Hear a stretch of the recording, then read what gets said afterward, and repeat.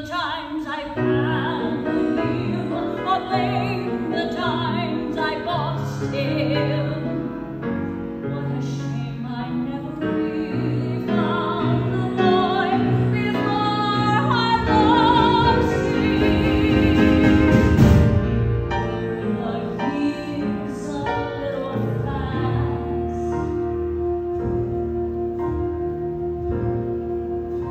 Was his word a little free? Was there too much of a crowd? All too lush and loud, and not enough of me. Oh, I'll ask myself my whole life long, what went wrong along the way?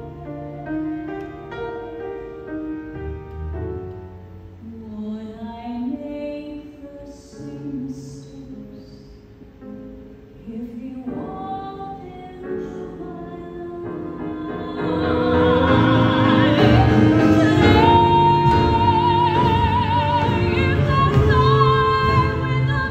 bugle walked into my life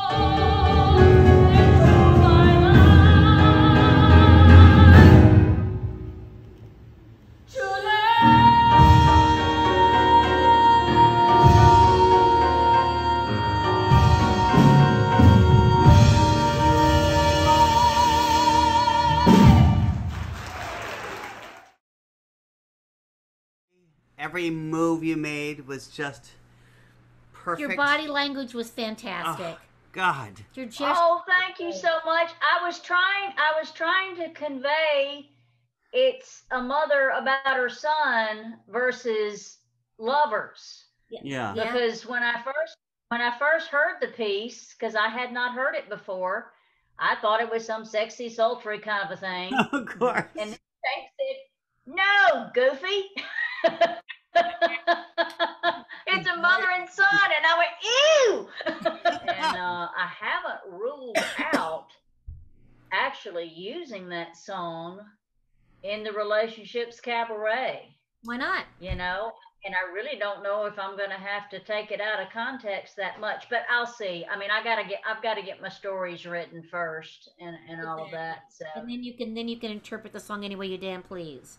yeah, exactly. As irony would have it, Paula's theme is relationships, and it just so happens this is just a, stage mom from hell that has run her son off. So there you go. He said, "Well, what songs are you going to do?" And that immediately told me, well, I don't know, because I've got to write my stories first. He goes, "Oh, I'm so glad to hear you say that, because that's how it's done."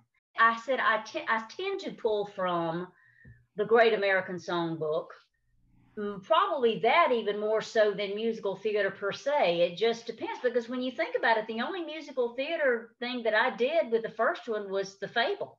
The rest of them were Great American Songbook type stuff. One idea, just that's brewing, and I haven't written my story yet, and bear with me, let me tell you. Okay, the original song in its context, it's an Elvis song. Uh-huh. Why do fools rush in? I love that. Why does man say only fools fall in love? It's one of my favorite songs in the world. Okay. But the story that I want to put with that is a newborn baby and adoptive parents that could not have their own kids, but they worship this kid and they fall in love with this kid. And that's, I'll flip that song totally out of context. Another idea I have, I was thinking in terms of doing the battered housewife, but I think I may do something instead of something. I'm now leaning toward not a battered housewife, but an ignored. Oh boy. Ooh, that's and sing Try a Little Tenderness from her standpoint. Ooh. Because typically you hear that song done by males a lot and all, but I want to talk like as the ignored housewife who you know, I mean, in the original context, the song says she wears a shabby dress or whatever. I may switch the lyrics some. She may be dressed to the nines because she's married to a rich mate. It gives her all these material things, but she's starving for tenderness. Yeah. Something like that. Love I don't that know. idea. She might be Paula. on his arm when they're out in public and Mm. everybody sees him but not her. Uh-huh.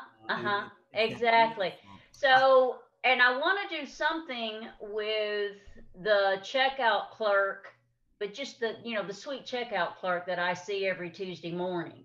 I want to create some story about her life because I see her every Tuesday morning. We talk about the specials, and I practically know her. And then just kind of launch into some story about my sweet friend Kathy at I love checkout. that. I Oh, don't know, just trying to come up with really just very, very everyday, ordinary kind of stuff, and then just let it. I don't know. But You were the first person of your caliber that I had ever had a personal kind of rapport with. So I was all excited. I said, Ben, my goodness, her resume, oh my stars, I was so excited, to meet you. And we did the little awards bankment and we got through it and we lived to tell about the process, but we clicked. And I remember we went out for a glass of wine afterwards and you were saying, well, tell me about yourself. Of course, because I was just flabbergasted with you. And I told you that when we were living in Mobile, I did a cabaret show. I was just so proud of my little resume. And you said, well, fine, dear, tell me about your cabaret. And so I go into great length and tell you about what I was doing in Mobile. I was quite proud of it. And you said, well, it sounds like what you were doing was fabulous entertainment. So score there. But do you want to know what a real cabaret is? Now, I had been with this woman. I had been with this woman a little over 48 hours, and I had enough sense to know this chick's been in 54 below. Yes, please. I want to learn. So she goes, well, what you did in Mobile was lovely music and lovely entertainment. The cabaret is storytelling. What is storytelling? And I said, okay, well, I do. I said, well, I do chat between songs. This next song, it's been several versions. Ella Fitzgerald had her version, and then Diana Krall did it, and then you were like, darling, nobody really gives a rat's ass who recorded it here, recorded there. Tell me a story, and then sing that song. Tell me a story. It can be made up. Doesn't have to be true. You can lie. Make up a story, and then sing the song. And then in verse number 2, tweak the words just a little bit because it may fit your story coming in the back door, and then sing the song. So it was a lot of information to take in, but I was so excited. Well, then you came up with the idea, well, why don't you come to the festival and I will teach you this process and then you'll do a cabaret. I have never worked so hard in my life writing stories, and I have never considered myself a writer, and I still don't. I just kind of make stuff up and put it on paper. But I will never forget, I brought you my song list, I brought you my stories, and we went through the whole thing. And of course, I'm repeating myself. We've talked about Fable till we're blue in the face, but this is a really good example. Fable is the 11 o'clock song for Light in the Piazza. It's Margaret's big number at the end where Margaret has changed her thinking about letting her daughter get married and all of that. Well, the fact that my theme for this cabaret was you are what you think, well, I just thought the Margaret Johnson story was perfect because Margaret changed how she was thinking about this and that and the other. And I'll never forget what Anne said to me. Darling, that is Margaret's story. What's Paula's?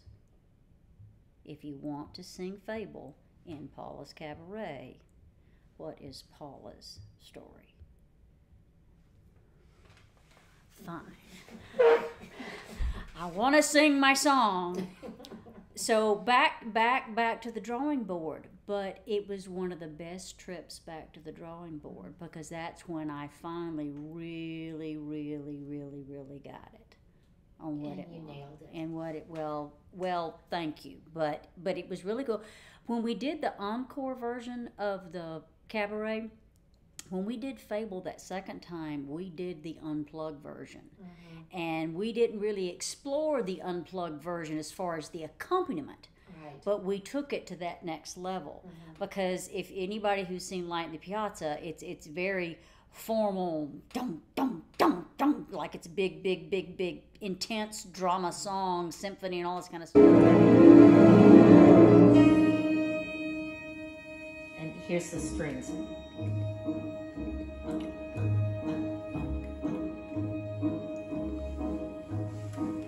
Well, we took the chord progressions on the page. Of course, if you knew this composer, what chord progression? What the heck? You know, we're in the key of X. Oh my God. So, but I remember my friend Tom Sivak, he just broke those chords down. And instead of playing the rhythm on the page, he just did kind of a soft, ethereal kind of arpeggio in the background. And then I just started kind of singing the rhythm, not really in time. I was kind of robbing the rhythm, and he kept the beat with a steady, ethereal arpeggio, and we totally changed the beginning. Yeah. You can look in the forest for a sacred field, for a golden arrow, for a prince to appear, for a fable of love that will last forever. You can look in the ruins for a wishing well, for a magic apple. I keep a little posted thing of sticky notes, and as I think of a song or I think of a concept for a story, I write it down on my sticky notes. Or when Ben comes in and goes, "Oh, I've got a song you need to consider. Write a story about this." I put it on the sticky note. Yes. Or if we're listening to music. So I've got a sticky note page going, so I can kind of get my thought And process. you know, when you're talking about structure, if you think about the 11 o'clock number or opening number or closing number being part of the structure of your story, then you can always, even if you don't know what it is yet, but especially when you do have it, when you know what it's going to be, that becomes your kind of climax of the story, and then you have the denouement after that. Everything that happens there, which is a structure of a small play. You know? So that's really, you're doing a combination of writing the story between and having the songs be the monologues. Exactly, you know? exactly. Now, after the 11 o'clock number, what did you call it? It was a D word. Denouement. The denouement. A denouement. What is that? It's a French word that means, I don't know directly what it means, but it means it's what comes after The big the climax. climax. Okay. So Because you might have the storm is the climax, and then you have the sunrise. So I did my very first cabaret, and it was the theme was the power of positive and negative thinking. Came up with a catchy title, "You Are What You Think." So this cabaret is going to be about relationships, all kinds of relationships. Yeah, we'll cover romance, but we're talking about platonic relationships, parents, siblings, best friends, strangers, people you meet in a fender bender, just all kinds of stuff. But I've got to come up with a title. But here recently, Betsy said that my slots at the venue, this thing is going to take place mid-September. I don't know if I can, yikes. I was expecting mid-October to late October, but now it's mid-September, and then I had to come up with a title so they could go to press by third week of May. It's May 7th. So anyway, I had dinner with you guys the other night, and I was telling them I have got to come up with a title. And I'm thinking about how can I come up with a title until I write my stories. So I started thinking about a couple of songs that I may use, and one of them is an old Dean Martin, "You're nobody till somebody loves you." But then Blake came with the idea, why don't you use a piece of that? And just talk through the words. You're nobody till somebody loves you. You're nobody till somebody till somebody cares. Blake came up with this beauty, and I'm taking it.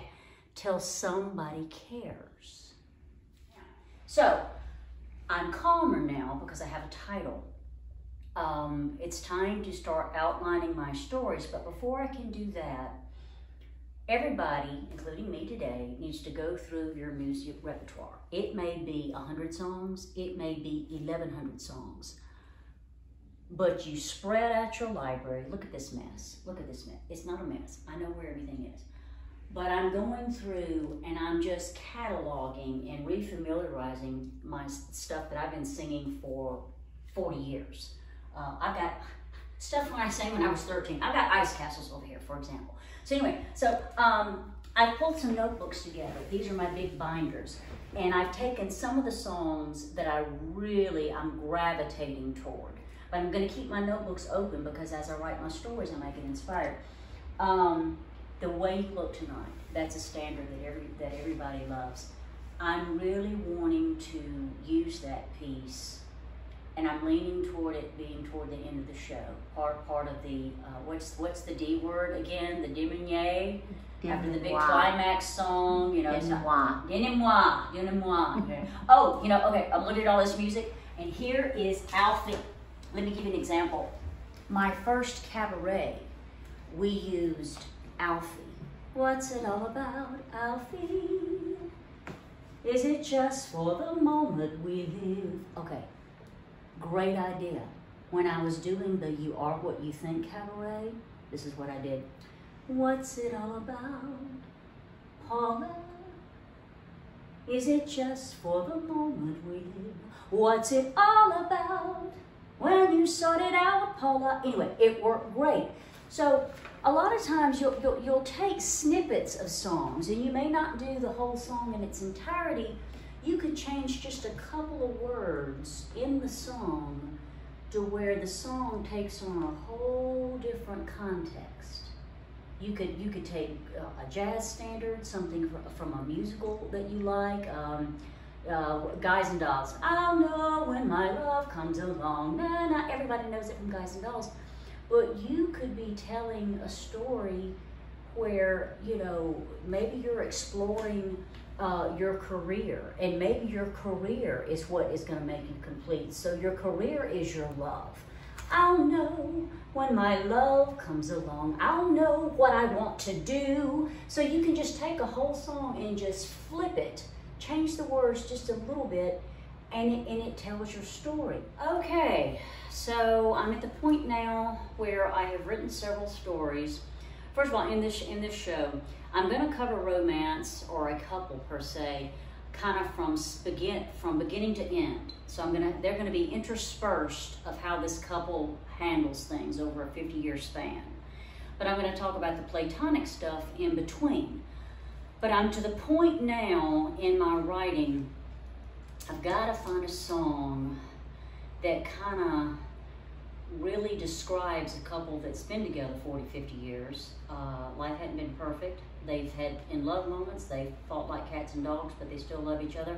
But it takes work, and it's worth it to stick it out. So here we go. So I'm looking at several things. Let's fall in love. Well, yeah, that would be the beginning. Yeah, I could use that at the beginning of their relationship, and I've already written that story anyway, so that may or may not work. We got some goodies here. Just a garden in the rain. It's a good Diana Krall tune, but that's really not what I'm wanting to do. I'm gonna sit right down and write myself a letter. That's good. But yeah, I mean, they will have their place in the story. I'm trying to pick up Have I told you lately that I love you? And again, that's the really positive. We want to kind of get at the end of the spectrum where after the have I told you lately moments, the sweet little sentimental movies, I want to get to something that really, you talk about real life, where you don't always disagree. Sometimes you're, total disagreement, and it's not working, but you work through it. How do you keep it going? How do you keep this script playing? How do you, this one might work. It's from the movie Best Friends. I don't even know if I ever saw that movie. Oh, but yeah. I think Melissa Manchester did this one. How do you keep the music playing? Yeah, how do you keep it playing after 40, 50 years? This might work. This might work. Gosh, I wish Jason were here. He's a much better piano player than I am, but I'll do the chord progressions. Fortunately, this thing has chords, so I can cheat and play the chords out like the toads on the new. Let's see. How do you keep the music playing? How do you make it last? How do you keep the song from fading too fast? How do you lose yourself? I love these suspensions in someone and never lose your way. How do you not run out of new things to say?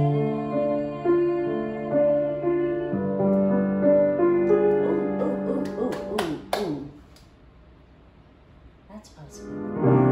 And since we know we're always changing, how can it be the same? And tell me how, year after year, you're sure your heart will fall apart each time you hear his name. I know the way I feel for you, it's now or never. The more I love, the more that I'm afraid that in your eyes I may not see forever.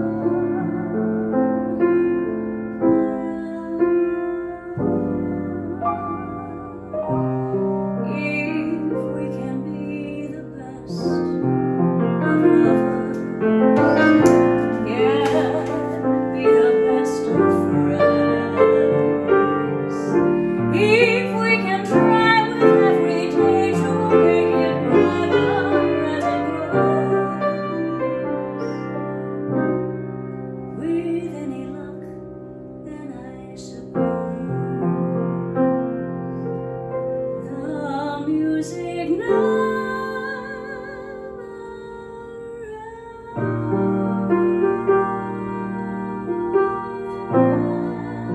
You and I are going to get to know each other because I'm also going to have it part of the story that this is the first time that we've worked together. Oh, cool. And we discover things about each other and our families and our mates and all this kind of stuff.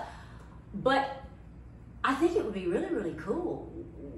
Would you be possibly sing that? sing the alternate line? Sure. I don't know. I'm just Right, thinking. I mean, I'm a vaguely fair singer. I just love the idea Sure. of us.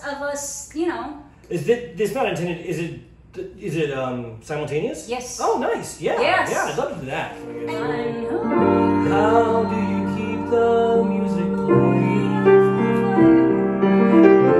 How do you make it last? How do you keep the song from fading? Keep the song from fading too fast. And then it goes back into the. That's nice. Because I know I could be telling the story story about how long have you, your sweetie, how long have Oh, you we've been together for 20 years. Okay. Well, we've been together for 35, but you've been together long enough to where you know at some point it takes work. Oh, yeah. It's not. Okay, so I've got a really cool story about a new parent, newborn child. And it hasn't finished fleshing out the story. And most of the words in this song work except for verse 2. Think about adoring parent looking at a newborn child. Okay, so we're looking at the words and they work. Wise men say only fools rush in, but I can't help falling in love with you. Of course, everybody falls in love with their child, of course. But the second verse is problematic because in the original concept, when Elvis was singing to his sweet love, the second verse says, "Shall I say, would it be a sin?" Shall I stay? Shall I stay? Excuse me. Right. Shall I stay? Would it be a sin? Of course, that has nothing to do with a parent and a newborn child. So therein lies the crux of the matter. So I've been playing around with alternative lyrics, and I want to. Okay, so and verse 2 originally says, "Shall I stay? Would it be a sin?" I, new parent to child, come what may. Let our journey begin. Let our lives now begin. Okay, now when I sing that in time, in rhythm, it sounds canned. It sounds contrived. I'm not happy with it, but I had a brain fart. But you go for it. You go next. What I like is that it's still a question. Okay. Because the first part is, looking at the past, what the wise folk, our ancestors say about human behavior. Okay. But I get that, but this is the situation I'm in, and this is how I feel about it. What's nice about the next one is it's a question. This is, shall I stay or would it be a sin? But what is the question? It's what's lovely about theatrically is what question are you asking? For instance, all right, if we want to stay in the scheme of thing, we've got stay. So we've got they, way, day, away, play, today. Sometimes I just look at words and see what stick is it. And because the parent betray. That's a great word. Yeah, because I don't want to betray the child. What does the child need? I'm the new eager parent. Or are you going to betray yourself, your life? See, am I going to betray my life to be this parent? Yes. Are we digging the 6/8 feel, the kind of 50s? For the story we're telling, no. But I'd love to just review how Elvis did it. Let's just take a few measures and let's just do how Elvis did it. So that's kind of the classic. Thank you very much. Wise men say only fools rush in.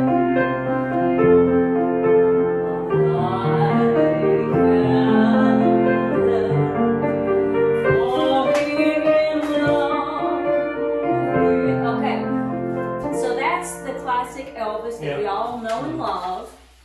But what I envision, I'm telling a story, and at some point I'm going to give you a keyword, and you will start the accompaniment for the storytelling version, which is what I like to have in the key of B flat. Yep. And I'm thinking of doing some sweet little arpeggio. This is where your beautiful perfection, this is where you come in. Okay. If you tell me what you would like to play I'm the parent looking at that newborn child. And so the accompaniment will be in the key of B flat, but I'm thinking something up. Like like a lullaby. Lullaby music box, right? Yeah, So that's kind of what I'm thinking. it doesn't have to stay there, but it can definitely begin there. And are we, right now I'm taking it out of that 6/8. Is that kind of what we're interested in? I think, but we'll play with it. Wise men say only fools rush in, but I can't help falling in love with you.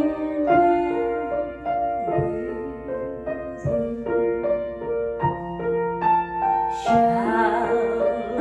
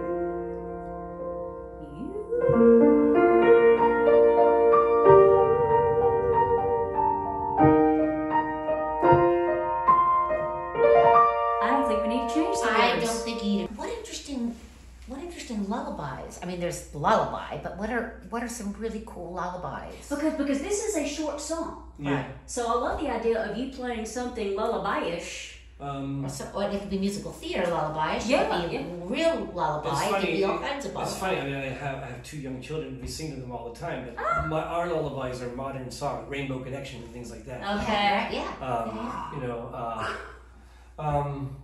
And I love when the audience thinks you're going to do another number because of the subliminal that you put there, and then it filters into something else. It's really kind of cool.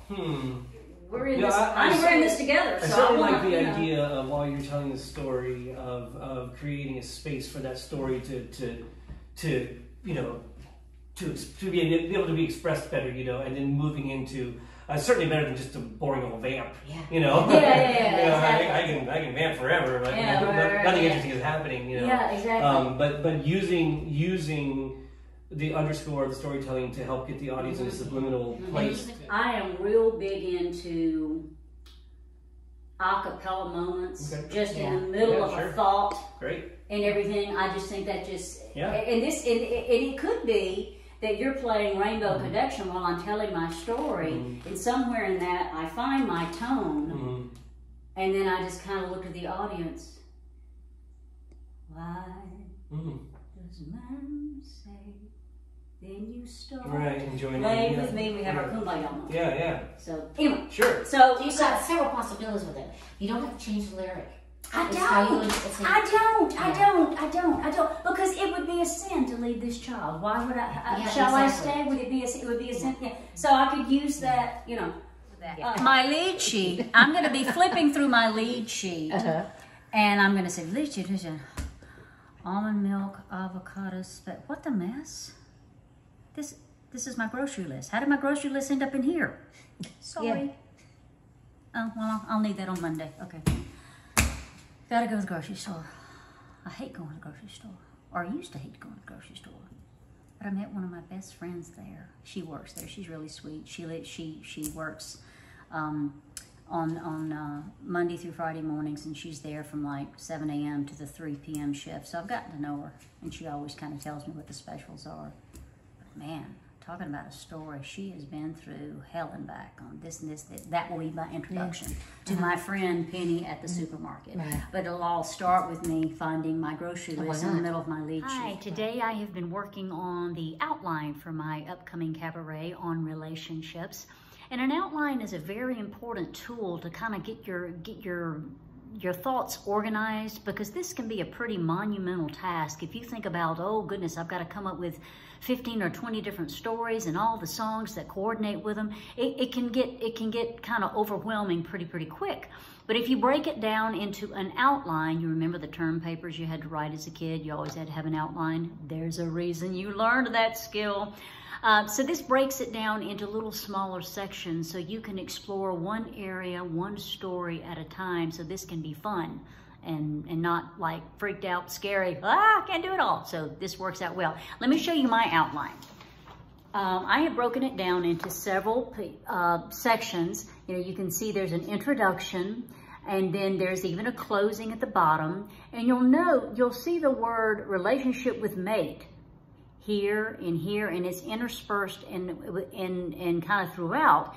And it's basically relationships with mates in different stages. You've got the love at first sight, then the courtship and breakups, and then raising a family, and then later on in the years, taking each other for granted.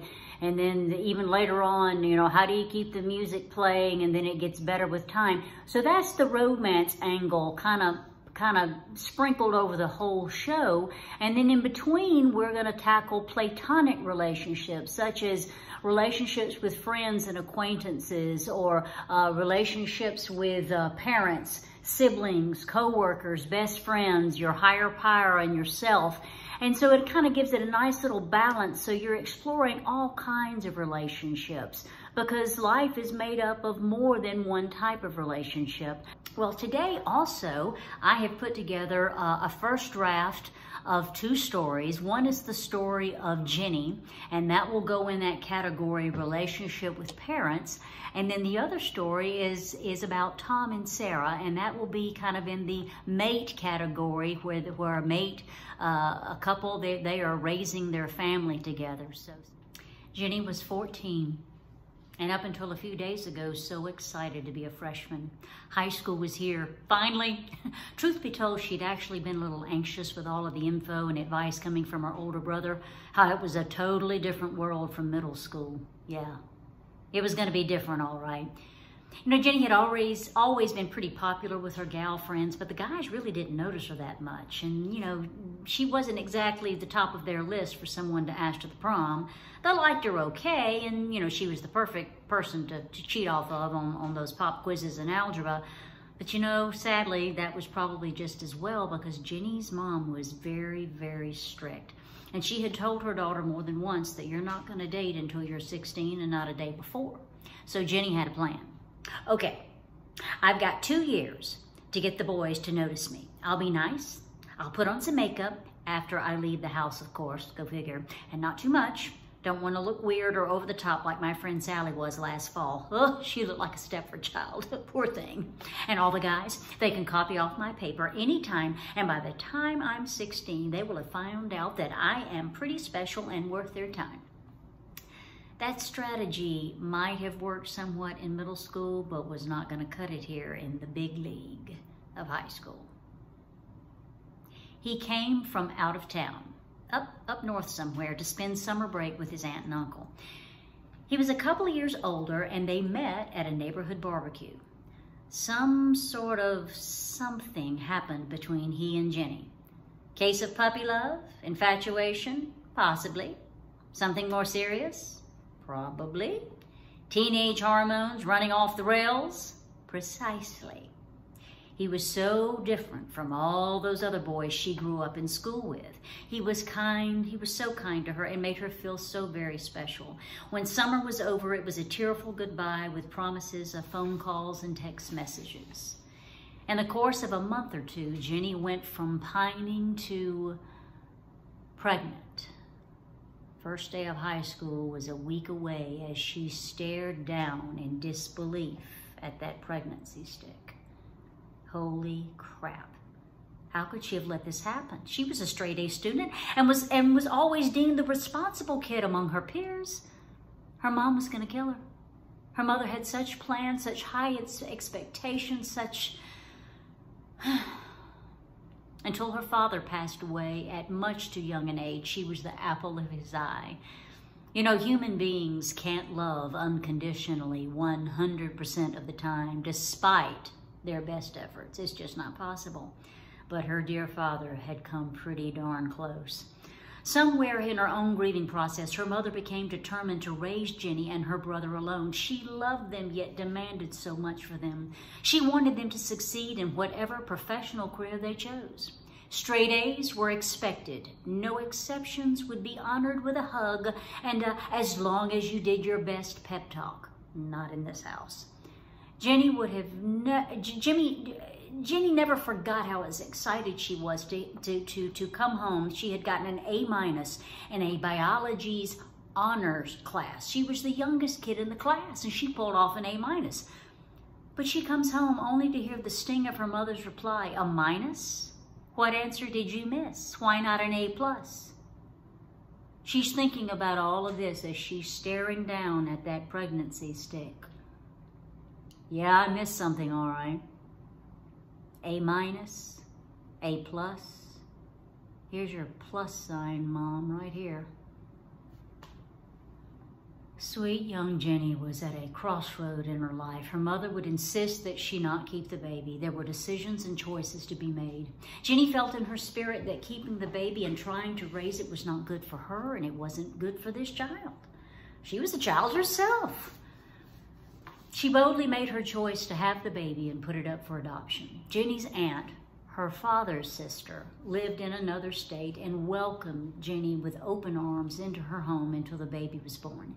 Jenny's mother was a little hesitant because she had a whole other game plan in mind, but she came around and ended up supporting her daughter in this very, very brave choice. Jenny had come to love this child growing inside and wanted the best for this precious being.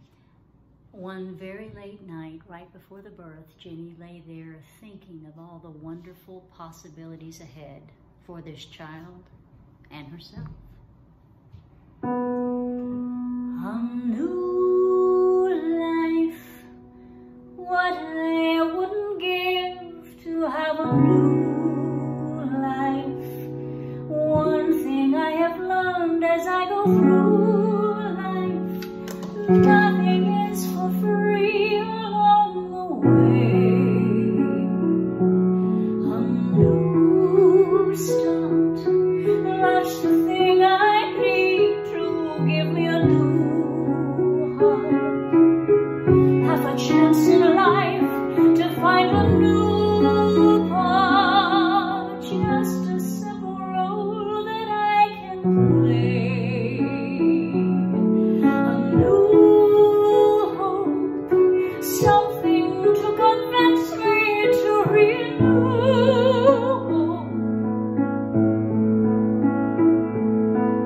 A new day, bright enough so you get the idea. I took a song from a Broadway show, took it out of its original context, and it's going to be Jenny's story. It's going to be kind of her salute and pledge to herself and to this child, sending it out into the world. I thought that was pretty cool. When Sarah and Tom married, they decided to wait on having kids. Both were in mid-20s, had thriving careers, and just wanted to enjoy the honeymoon a little longer before settling down with a family. Sounded like a good plan. When they hit 30, they started rethinking the baby thing. Sarah had more reservations than Tom.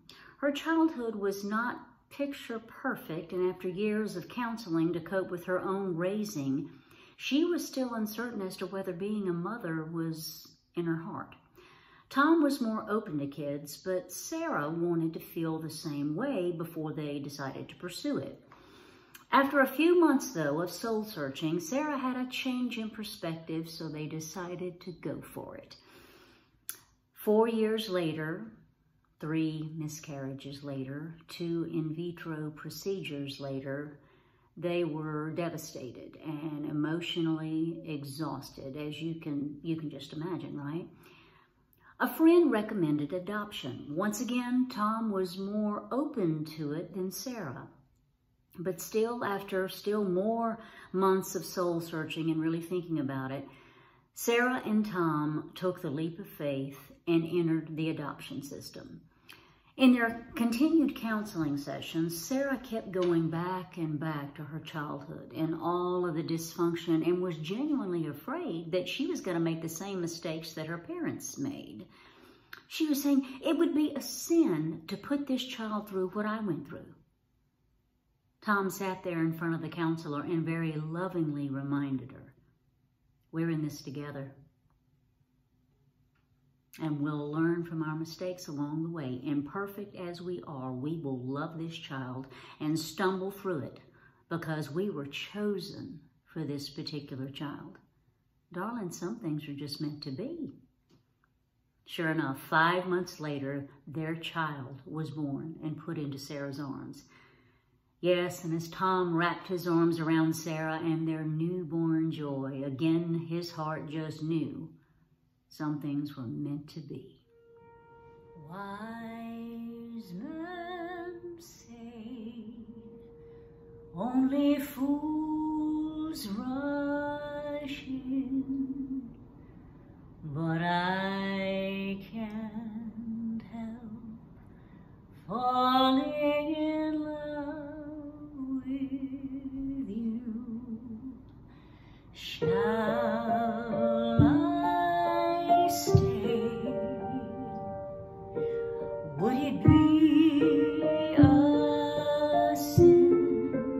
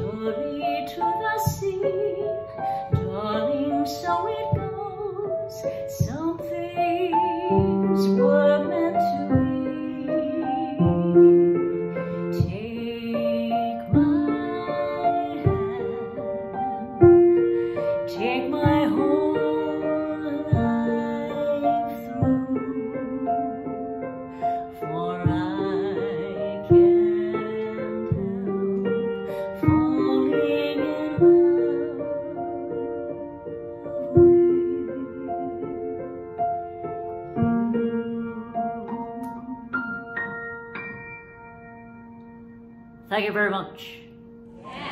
Okay, you remember the episode where the beef got his head stuck in a fence, and now was it Eddie Haskell that talked him into it? I'm not sure.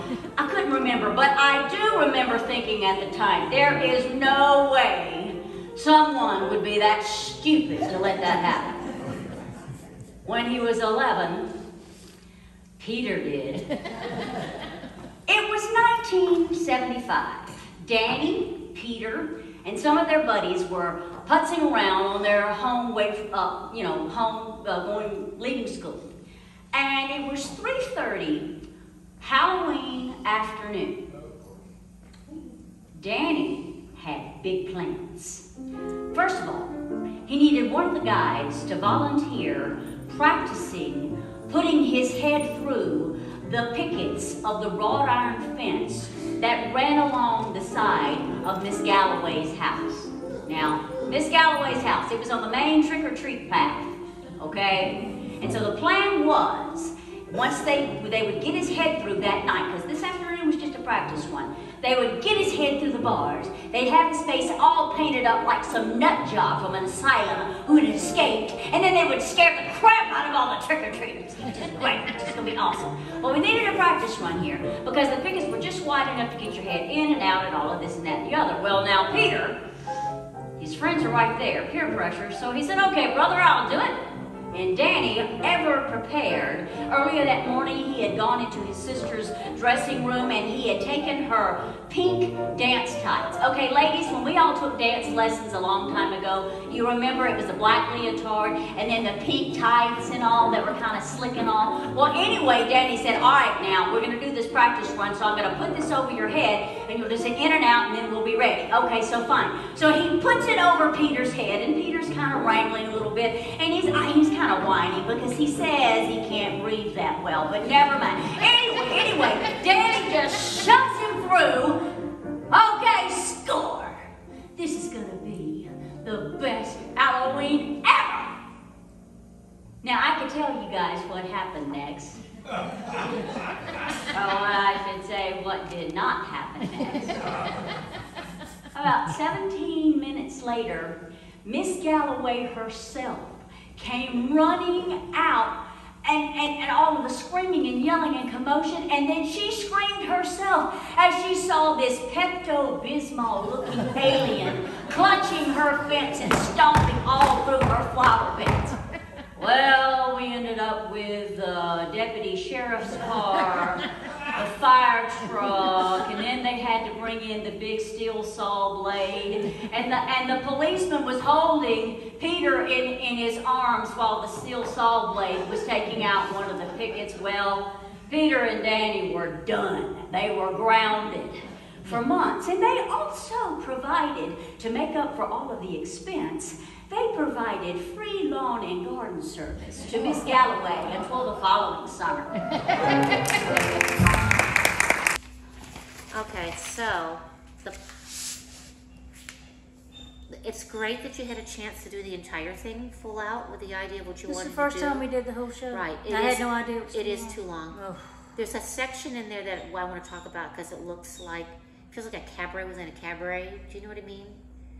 It's well, you get into, you go from the whole Adam and Henry story the first time, Don't Sit in the Apple Tree, and you end with Niagara, which is really lovely. We seem to be going fine, but we get to, when you come, let's see, where is it? You come out of, you go to Fly Me Into the Moon, which is nice, because I like the way Fly Me to the Moon comes out of the second part of the story. Right. And we had you turning towards where the bass player is playing the third piece for you to guide with it. So you're going from one story to the next. That works. And even though you don't talk to the audience about the idea of Fly Me to the Moon is an extension of loving that relationship and moving on. But then you go around, you start that whole other piece, the Michelle Legrand piece. You know what I'm talking about? Yeah. How do you keep the music playing? Yeah, which is fantastic. I love that number. And there's no connection really. And then we go around, you sit next to him, and you do the other number. The Glory of Love. Yeah. It feels like all of a sudden we left the concept of your show. Do you know what I mean? And I think if even just taking those two out will make the show much more concise. I just so want to Well, it's like Edith Piaf says, you know, one gesture for one song. Save that for your next show. You know. Yeah. Yeah. Yep. You got to end it because it worked. Yeah. And then you get to, you know, Can't Help Falling, which is a lovely little piece. I think you may need to think about the Tom and Sarah story may need to be much shorter. Does that make sense to you? Okay. Should we look at the script? And then we might want to think about moving It's Tuesday somewhere. Because it is peppy. Maybe that's the thing that needs to move to. Okay. Just in a different spot. Okay. Well, the Tom and Sarah story, I could just cut to the chase because I go into all this detail. Right. They can't have kids, and Sarah is going back to her childhood about all the mistakes that her parents made. Right. And we just had this whole on the you know, psychologist couch thing, and I really don't think we need that. She's freaked out that she's going to be a bad parent. That's the gist of it. Why don't I just say that? The gist of it. Why don't I just, I'll just say that. Because I don't want to give up the Elvis song, because to me, of all the songs that is flipped in a cabaret, that is it. As a matter of fact, the section about, Sarah and Tom could not have children, it may be the spot. I don't know, what do you think? Could not have children wasn't in the card. Because that also so that's the dialogue. The dialogue starts there. We don't do what's on that other page. I don't think you need it anymore. And also because you know, you've done the other number about Jenny, which is about giving up her child. This may be enough to link the two. Because I want the power of suggestion. Right. You know, how this life over here can affect total strangers over here, and I just think that's cool. Okay, you're right. The Jenny story really fleshed a lot of stuff out, so we don't need that there. We'll just start there. I don't think so. Okay. So really, you're going from your opening moon dance. Take me. I can't take my eyes off you. It's a lovely piece about you and Ben. That's so lovely. I love the idea of going around the stool now and then. Peter Danny's works, truncating. You truncated that just a little bit. That was really lovely. Okay. The wedding is now working now. My Wish is such a beautiful Passover. Why Haven't I Heard From You is so great. It's and just fun. Your setup is so simple. It's so great. Because I went through this long... the whole one partner goes MIA. It ain't pretty. That's all you need. Jenny's, that works. Going to the first Adam and Henry works. Don't Sit on the Trapeze is working. Now Niagara, I love the way you bridge into Niagara. Yeah, and I'm so glad we ended up going with Niagara. Remember the partner taking the other for granted. Remember the rabbit trail that I was going to go, and it's not that I couldn't do it. I was going to do what was it? Try a Little Tenderness. Yeah. But this Niagara song, it's an old Streisand tune from 1977. I vaguely remembered it. I thought, that's a pretty good number. It really is. Yeah. It really is. How'd you find that number? It's in one of my Streisand sheet music books. It's really good. And I saw that, and because I couldn't make Try a Little Tenderness fit. Right. So the Niagara seemed to work. Then if that moves, that's cut, that's that, and then we go into, because even though Can't Help Falling in Love has got that nice little music box, gentle thing, going into this, your whole high-powered story, the constellation is so powerful that it's going to lift everything back up again. Even though it's technically a ballad, except that you lift it. You lift it, and you lift it, and you lift it. So it works. And then this, now the encore, the closing thoughts and everything, I love adding that line at the end, which is your title. Till Somebody Cares. That's right, it works. Yeah. Okay, all right, now we got to do the cutting.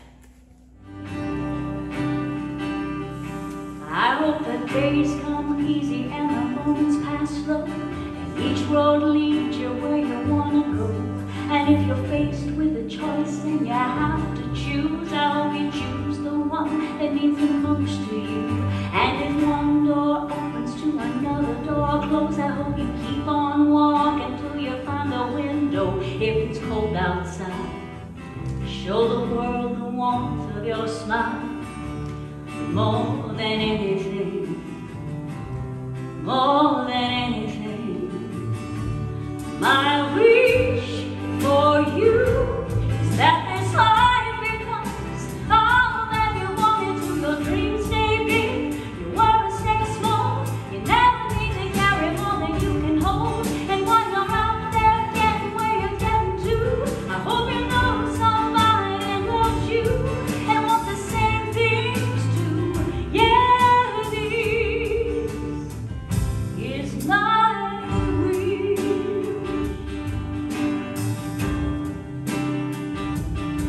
I hope you never look back, but you never forget all the ones that love you in the place you left. I hope you always forgive and you never regret, and you help somebody every chance you get. Oh, you find God's grace in every mistake and always give more than you take. More than anything, more than anything.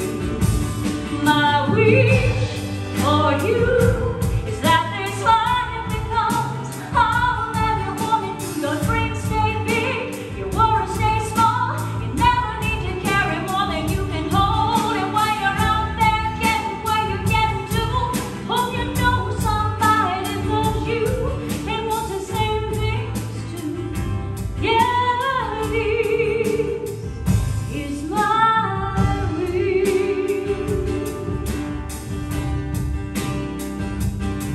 Is my wish.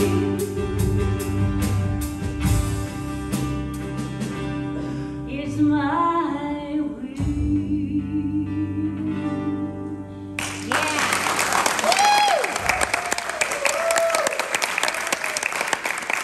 Okay, let's go back.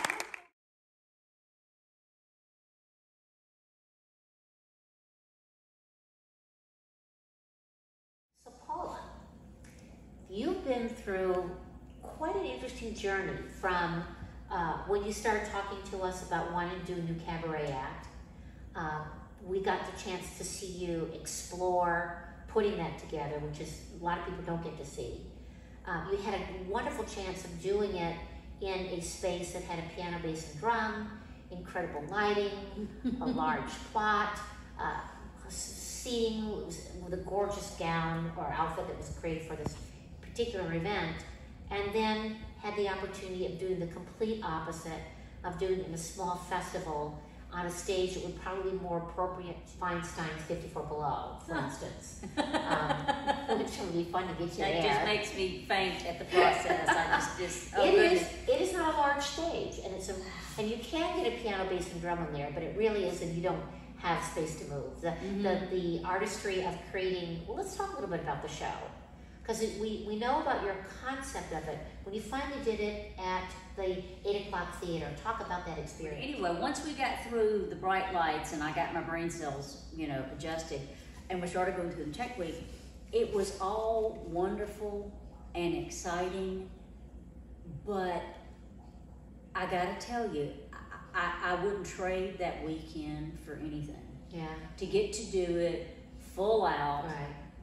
with the whole shoot match, bells and whistles, glitz, all that. But when it came to the storytelling part, I would not have traded the festival setting, hands down, because. And why is that?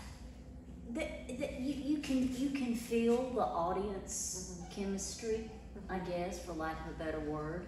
Just like we're talking now, we've got this, this vibe going as we're having our conversation. So when I was on that smaller stage at the festival and the people were, sitting there kind of where Blake is, when you told your stories, it just felt warm. It just felt warm, and I felt like I did. Well, you guys, you're my professional mentors here. You tell me. I feel like I did a better job of telling the stories. I think so too, but partly could be just because you had a chance to do it again.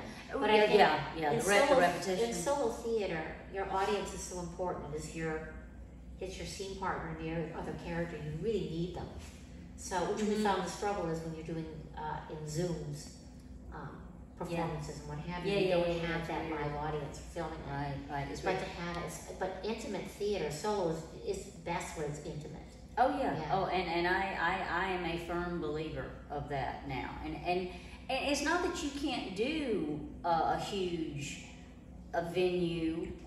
It's just going to feel different. Right. Exactly. I mean, it's because that night was bigger than life, exciting. But I think you're not going to play that show in that situation. Probably. I don't know if I'll ever do that show at that. You never know. Level of presentation. You know you can. Yeah. I know I can. And I'll survive. Well crafted by you that it lends itself to being large and small. I mean, that was the fun thing for us having it at SaraSolo, was to see how it would translate in a small environment. And I had a feeling it was going to be fantastic. But you don't know it. You don't know it until you actually experience it. Right. Yeah. Very good. Yeah. And you really had nothing. You didn't even have your pianist because your pianist couldn't even be there. Right. Tell us about that. When I tell people the story, and I will be telling this story 10 years from now, what you and Blake did for me in Largo at 8 O'Clock Theater, I don't know what I would have done without you, especially when we ran into snags about length of script and all that kind of stuff. But equally so, when Jason laid those tracks, if I didn't have someone that knew what they were doing to press the buttons at just the right cue word, not too soon, not too late, the whole show could just unravel. Especially and to you. me, because you rely on exactly, right? because if I'm doing it live, if I mess up, that's not great. But I knew Jason could cover my tracks. Right. Whereas the person operating the board, if they made a mistake, and that happened, but not minor. But the thing about it is, and I'm working myself up to give you a huge compliment here. I'm going somewhere with this. Okay. But seriously, because you, as the board operator, were doing the tracks at just the mic. It's not like you can walk into a gig. Okay, here are the 15 songs. When I look at you, press this button. No, it's not like that at all. Because for the audience, it's got to appear seamless. As a matter of fact, I thought it was hilarious when we had the question and answer. We had a couple of people that says, "Well, where's the?" They literally thought Jason was behind stage. Yeah, So absolutely. to me, that is the ultimate compliment to you. Well, oh my goodness, yeah. So that was fun for me too because we have worked on the show together. Oh, you knew that show more than I. You knew it better than I did by the time we got I got to be with you. I got to breathe with you, and take the journey with you. Which I think a lot of stage managers I've heard from who work with solo theater find that much more interesting. Oh yeah. Than a regular play because you have to breathe with them and everything. Yep. Especially if it's a show which you had in the past that wasn't scripted. And basically the stage manager just had to rely on a side cue or whatever. That's happened in the past. But you were really good about marking where things needed to be. And we had a chance to practice. All right, this needs to come in at this point. And because you didn't have him vamping, how could he tell the timing on it? That was a whole other interesting experience. If you go to 54 Below, you will not be bringing tracks. You will bring your pianist with you. But now you know what it's like to do it that way. And how much I appreciate. I so appreciate Jason. Period. But I just appreciate him even more. Even though you were fabulous on the board when we were doing the festival, I just got to see. I got to see another side of you because people are used to seeing you on stage. And what was really an education for me this go around, I got to see you behind stage. And there's a wealth of knowledge and talent there. So I was equally as impressed with what you did behind the curtain. Would you like to direct someone to a cabaret act? Or you prefer performing it? Do you think you have the desire now to maybe guide someone through an act? I could definitely see that would be a really, really fun opportunity. I definitely see you can do Now that I have, watched you do it for me, it would be a joy to get to do that with someone else. That would be fun. Yeah. That would be What was your favorite moment in the show? That's kind of hard to say because to me, I've got lots of favorites in your show. In fact, I just love the whole show. Well, I want to say Or probably is there an aha moment that you discovered that surprised you? Well, really, it's when Henry has the meltdown. And tell a little bit about the Henry. Okay, well, we tell the story of an Alzheimer's patient who's also a World War II vet, and it's really interesting because when I built this story, it was built on real life. Not exactly real life, but I took aspects of real life. My real grandfather did fight and survive the Battle of the Bulge. He was sharp as a tack, never had any issues with dementia, none of that. My mom, who passed away this summer, suffered severely with early onset Alzheimer's. She was diagnosed about 4 years ago. And by the time she passed, her state was that of Henry, when I described Henry. So the first part of developing the story of Henry and Adam, his caretaker, there were some little funny, witty aspects of it all, but you could see that, you know, Henry was in a real tough situation, and he had lost his wife, Mary, and it just so happens that my grandmother's name is Mary.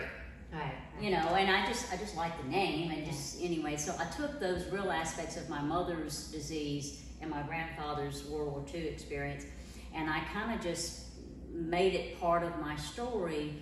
So to me, a big part of the show was when Henry is hit rock bottom and he doesn't have much time left, and the whole when I slammed the trunk, and then I sat there and I can't remember, I wasn't Henry at first because I was just describing Henry. You know, the good days were few and far between.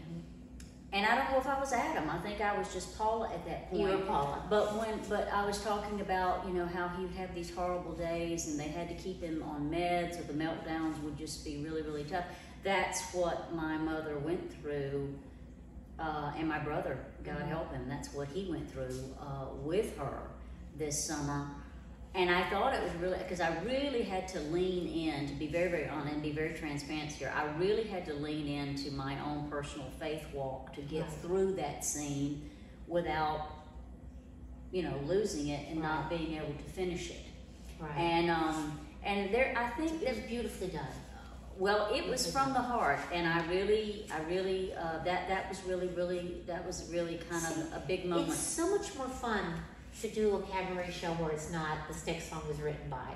It really is. I know it's a hell of a lot more work, you know, but it's so much more rewarding. It really for the audience and for you. It really is. It really is. Have relationships, and in order to love yourself, you have to find an even greater love. So you search for the source. Like the water we drink, whether it's from deep in the earth or streams and rivers, it's got to come from somewhere, right? Life can be dark. And we need light to balance things out. Are we alone? I know I've felt that way sometimes. But feelings can be tricky. Have you ever, and I know you have, we all have, when you look up at a night sky in all its vastness, all that worrying about the stresses of life and the pursuit of happiness and all those important goals you must make, they all seem to go away while you're staring up at that beautiful canopy. There's something there.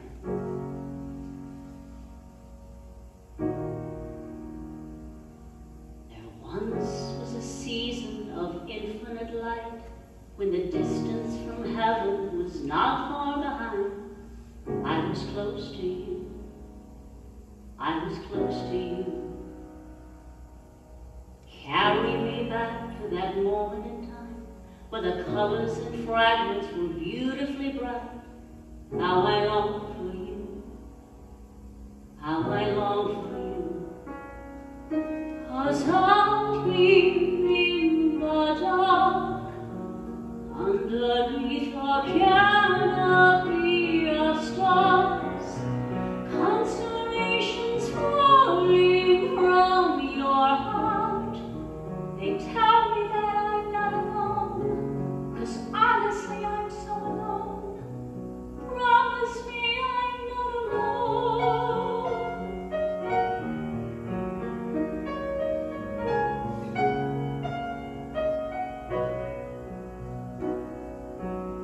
How many miles must my soul have to drive before love can collide with this mess in my life?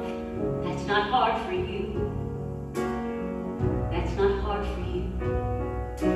You see through specters of darkness and light, but I'm losing my way and I'm losing my mind. I can't see the truth.